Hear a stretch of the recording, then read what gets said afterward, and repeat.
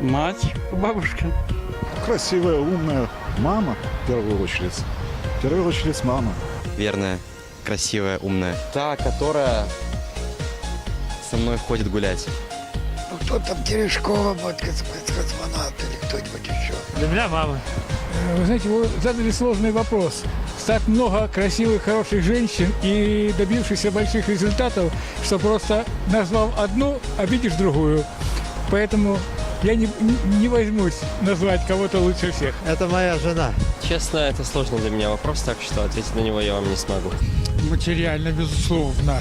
Кто сейчас живет только духовным миром? Это единицы. Все предпочитают реализоваться материально. Вот я дарю на день рождения аквариум с рыбкой. Вот она пойдет, я думаю, после этого. Эмоционально, конечно же. И то, и другое. Главное, не переборщить. Я думаю, что материально это скучно.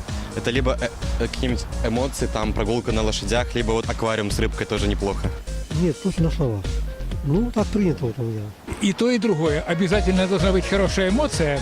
То есть надо подходить с хорошим настроением, с желанием женщину поздравить.